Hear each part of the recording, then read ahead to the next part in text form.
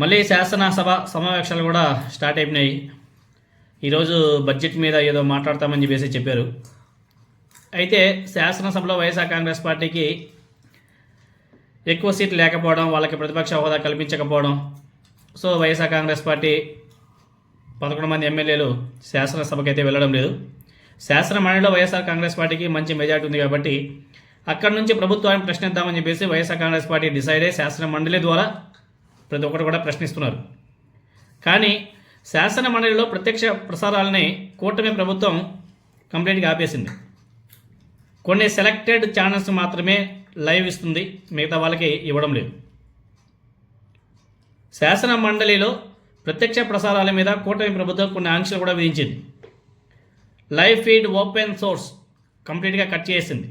సెలెక్టివ్గా కేవలం 4 ఛానళ్ళకు మాత్రమే శాసన మండలి ఫీడ్ పంపుతున్నట్లుగా ఆరోపణలు కూడా వచ్చాయి.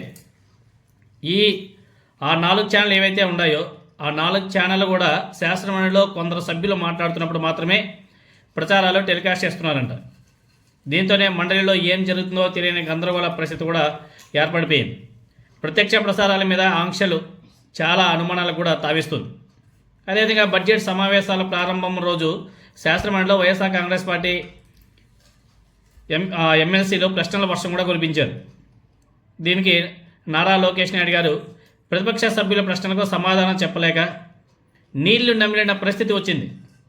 ఈరోజు రాష్ట్ర వార్షిక బడ్జెట్ మీద ఉభయ సభల్లోనూ చర్చ కూడా మొదలైంది. శాసనమండలిలో ప్రతిపక్ష వైఎస్ఆర్ కాంగ్రెస్ పార్టీ బలం ఎక్కువగా ఉండడం వల్ల వాళ్ళు ఎక్కువగా ప్రశ్నలు కూడా సంధించడం కూడా జరిగింది. అదేవిధంగా దీంతోనే కౌన్సిల్ ప్రత్యక్ష ప్రసారాల మీద కూటమి ప్రభుత్వం కొన్ని ఆంక్షలు కూడా విధించేసింది.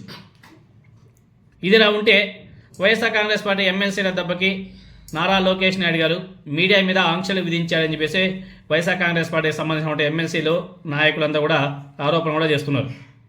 వైఎస్ఆర్ కాంగ్రెస్ పార్టీ ఎమ్మెల్సీల ప్రశ్నలకు సమాధానం చెప్పలేక సమాచార శాఖ లైవ్ ప్రసారాలు కంప్లీట్గా నిలిపివేశారు. సాక్షితో పాటు 4 ఛానళ్లకు శాసనమండలి లైవ్ ప్రసారాలు రాకుండా ఆంక్షలు కూడా విధించారని చెప్పేసి విమర్శలు అయితే గట్టిగా వినబడుతున్నాయి. కేవలం ప్రభుత్వానికి అనుకూలంగా వ్యవహరించే ఛానళ్లకు మాత్రమే లైవ్ ప్రసారాల అనుమతి ఇచ్చారు. మంత్రి నారా లోకేష్ నాయుడు గారు అడ్డంగా దొరికిపోవడంతోనే మండలి లైవ్ ప్రసారాల మీద ఆంక్షలు కూడా విధించినట్లు వైఎస్ఆర్ కాంగ్రెస్ పార్టీ శాసన మండలిలోనూ అదేవిధంగా బయట ఆరోపణ కూడా చేస్తున్నారు. మరి దీని మీద కూటమి ప్రభుత్వం ఏ విధంగా స్పందిస్తుందో చూడాలి. ఎందుకంటే నారా లోకేష్ నాయుడు గారు సరిగా సమాధానం చెప్పలేదు కాబట్టి లైవ్ టెలికాస్ట్ ఆపేయడం ఏందో మనకైతే అర్థం కావడం లేదు.